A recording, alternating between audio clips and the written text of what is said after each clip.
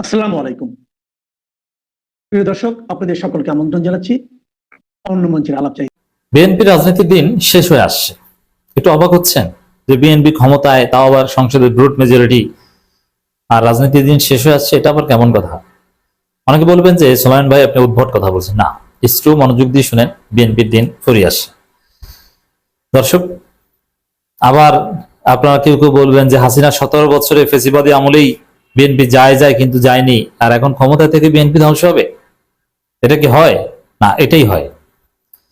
কারণ গত 17 বছরে বিএনপি যা করেনি, যে অন্যায় করেনি, সে অন্যায় এখন করছে। 17 বছর যে মৌলিক ভুল করেনি, সেই ভুল এখন করছে। দর্শক, বিষয় হচ্ছে জনরায়। গত 17 বছর বিএনপি জনরায়ের পক্ষে ছিল। জিয়াউর রহমানের উত্থান জনরায়ের মাধ্যমে, গণভোটের মাধ্যমে। জনরায় মাপার সবচেয়ে বড় প্যারামিটার হচ্ছে গণভোট।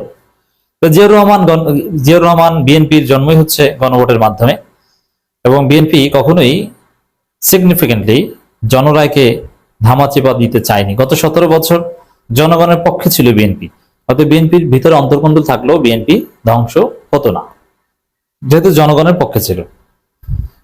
কিন্তু এবার কি করতে যাচ্ছে? গণভোটেই বাতিল করে দিয়ে যাচ্ছে। গণভোট অধ্যাদেশেই বাতিল করতে যাচ্ছে। গণভোট সংবিধানে নাই, থাকবে না। গণভোট কি? কিছু না। গণভোট বাদ, গণভোট চলবে না।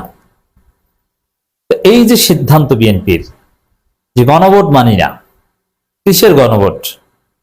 গণভোট আইন বাতিল। এইটা বিএনপিকে ধ্বংস করবে, বিএনপি রাজনীতি শেষ করে দিবে। কারণ এই যে গণভোট মানি না, গণভোটের রায় মানি না, জনরায়কে মানি না, এটা বিএনপি তার ইতিহাসে প্রথম করছে। এবং আরেকটা বিষয় দেখেন, যে জন্মের সাথে বেইমানি করলে প্রকৃতি তার উপর প্রতিশোধ নেয়। তো বিএনপির জন্ম হচ্ছে গণভোটের মাধ্যমে, এখন সেই জন্মের সাথে বেইমানি করছে বিএনপি, অর্থাৎ বিএনপি প্রকৃত প্রতিশোধের শিকার হয়ে বিএনপি ধ্বংস হয়ে যাবে। ধ্বংস হতে কি বেশি সময় লাগে? এই যে যারা চিন্তা করছেন যে আরে বিএনপি ক্ষমতায় এসেছে 2/3 মেজরিটি নিয়ে, সোলায়মান সাহেব এসেছে, বিএনপি শেষ হয়ে যাবে, এই থিওরি নিয়ে, না, বেশিক্ষণ লাগে না তো শেষ হতে। আওয়ামী লীগের চাইতে বড় কোনো দল ছিল বাংলাদেশে? এদেশে স্বাধীনতা যুদ্ধের নেতৃত্ব দানকারী সংগঠন, 1971 সালে মহান মুক্তিযুদ্ধ হয়েছে আওয়ামী লীগের নেতৃত্বে। যে প্রবাসী সরকারের অধীনে মুক্তিযুদ্ধ হয়েছে, সেই প্রবাসী সরকারটা ছিল আওয়ামী লীগ সরকার, যার প্রেসিডেন্ট ছিলেন শেখ মুজিবুর রহমান, ভারপ্রাপ্ত রাষ্ট্রপতি ছিলেন আওয়ামী লীগ নেতা শহীদ নজরুল ইসলাম, প্রধানমন্ত্রী ছিলেন আওয়ামী লীগ নেতা তাজউদ্দিন আহমেদ। অতএব এই গ্লোরিয়াস আওয়ামী লীগ, যে আওয়ামী লীগের সম্পর্ক দেশের মাটি ও মানুষের সাথে, বাংলাদেশের এমন কোন গণতান্ত্রিক আন্দোলন নাই যার সাথে আওয়ামী লীগের শুধু সম্পর্ক না, যার নেতৃত্বে আওয়ামী লীগ ছিল না। অতীতের সমস্ত আন্দোলনের নেতৃত্বে ছিল আওয়ামী লীগ। এদেশের জনগণ বারবার অধিকার ফিরে পেয়েছে আওয়ামী লীগের হাত ধরে। আওয়ামী লীগের মতো সফল দল পৃথিবীর ইতিহাসে হাতে গোনা কয়েকটা। কারণ একটা দেশ স্বাধীন করেছে এবং স্বাধীনতা নেতৃত্ব দিয়েছে। এভাবে প্রবাসী সরকার গঠন করা, প্রবাসী বিদেশে সরকারের কার্যক্রম চালিয়ে তেমন কোনো অস্ত্র ছিল না, তারপরে দেশটা স্বাধীন করে আনা, এবং এখন তো বাংলাদেশ পাকিস্তানের চাইতে এগিয়ে যাচ্ছে।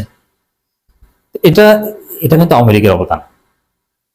সে আওয়ামী লীগের এই তাসের ঘর মুহূর্তের মধ্যে সব ভেঙে চুরে তছনছ হয়ে গেছে। জাস্ট একটা রাজাকারের নাতিপুতি বলেছে, ছেলেরা আন্দোলন করেছে, একটা পর্যায়ে এমন ঘটনা ঘটেছে 14 গোষ্ঠীকে পালাতে হয়েছে, এবং আওয়ামী লীগ আর কোনোদিন ফিরতে পারবে না। সবকিছু ধ্বংস হয়ে গেছে।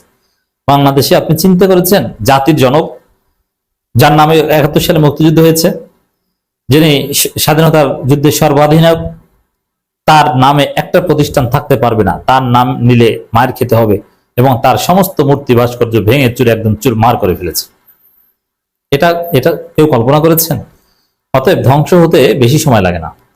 যেই শেখ মুজিব বাংলাদেশের রন্ধ্রে রন্ধ্রে, কিভাবে সমস্ত বই পুস্তকে, সমস্ত প্রকাশনীতে, চাকরি পরীক্ষা, সব জায়গায় শেখ মুজিবময় বাংলাদেশ মানে শেখ মুজিব, পাবলিক টয়লেট থেকে শুরু করে বাংলাদেশের সর্বোচ্চ মেডিকেল বিশ্ববিদ্যালয়, সবকিছু শেখ মুজিব।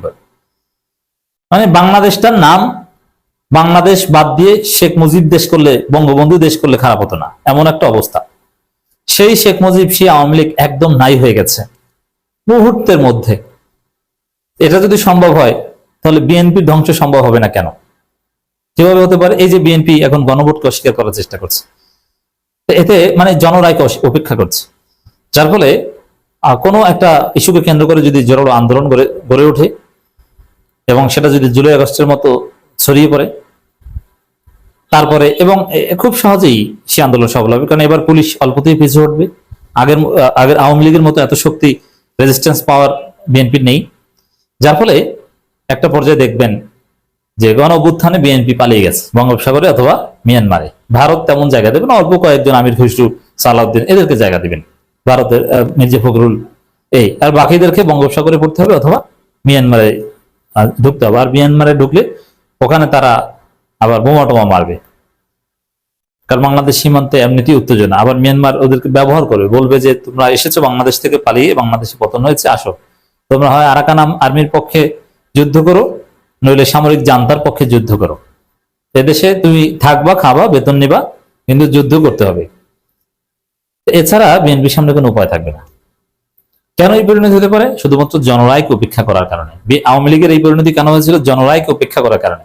তো বিএনপি যেহেতু গণভোটকে অস্বীকার করতে পারে, তো যে কোনো জনরায়কে, জনগণের যে কোনো মতামতকে উপেক্ষা করে প্রতারণা করতে, গাদ্দারি করতে বিএনপির এক সেকেন্ডও সময় লাগবে না। যার ফলে বিএনপির ধ্বংস অনিবার্য হতে পারে। তবে আমরা চাই বিএনপি টিকে থাকুক, আর টিকে থাকার থিওরি হচ্ছে গণভোটকে মেনে নিন, জনগণের পালস বুঝুন এবং জনরায়কে শ্রদ্ধা করে রাষ্ট্র পরিচালনা করুন। আপনারা টিকে থাকতে পারবেন এবং ঘুরে ফিরে 5 বছর পর পর আপনারা আবার ক্ষমতায় আসবেন। অথবা যদি খুব ভালো ফল করেন, যেহেতু জামাতের যথেষ্ট দুর্বলতা আছে, টানা 10 বছরও ক্ষমতায় থাকতে পারেন, বলা যায় না, জনগণের ভোটের মাধ্যমে। কিন্তু যদি বাংলাদেশে টানা 10 বছর ক্ষমতায়, সুষ্ঠু ভোটের মাধ্যমে ক্ষমতা আসা আদৌ সম্ভব নয়। কিন্তু ভারতে কিংবা তুরস্কে অনেক ক্ষেত্রে হয়, কিন্তু কোন একটা সরকার যদি খুব ভালো করে আর প্রতিপক্ষ যদি মারাত্মক দুর্বল থাকে, তাহলে বারবার একটা দল ক্ষমতায় আসে, এটা হয়। তো দর্শক, এই গণভোটের বিরুদ্ধে অবস্থান নিতে, যে গণভোটের সাথে প্রতারণা করতে, যে বিএনপি তাদের পতন ডেকে আনছে। জামাত ইসলামের সেক্রেটারি জেনারেল অধ্যাপক মিয়া গোলাম পরোয়ার একটা কথা বলেছেন, বিএনপি জনরাকে ভয় পায়। তো যারা জনরাকে ভয় পায়, তাহলে তারা মানে কি? তারা মানে ডিপ স্টেট, তারা মানে civil military bureaucracy. Deep state এবং সিভিল মিলিটারি ব্যুরোক্রেসি এবং গ্রেট পাওয়ার, সুপার পাওয়ার, তারা যদি হাত ছেড়ে দেয়, তাহলে তাদের ধ্বংস অনিবার্য, টিকতে পারে না। আওয়ামী লীগের ক্ষেত্রে সেম, যে আওয়ামী লীগ ঠিক আছে পরাজিত হলো, আওয়ামী লীগের নেতাকর্মীরা কিন্তু কিছুদিন লড়াই করার কথা ছিল জুলাই আগস্টে, কিন্তু নেতাকর্মীরাও কিন্তু একদম পিছু উঠেছে। কারণ কি? আওয়ামী লীগ ছিল সিভিল মিলিটারি ব্যুরোক্রেসি নির্ভরশীল।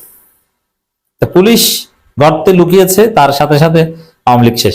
আওয়ামী লীগের অনেক সন্ত্রাসী আছে, তারা কেউই কিন্তু রাজপথে কোনো প্রতিরোধ গড়ে তুলতে পারেনি, বরং সবাইকে পালাতে হয়েছে। তো দর্শক, বিএনপি জনরায়কে ভয় পেলে সিভিল মিলিটারি ব্যুরোক্রেসির উপর নির্ভর করতে হয়, আর তার পরিণতি হচ্ছে যে তারা হাত ছেড়ে দিলে শেষ হয়ে যেতে হয়। এই হচ্ছে বাস্তবতা দর্শক।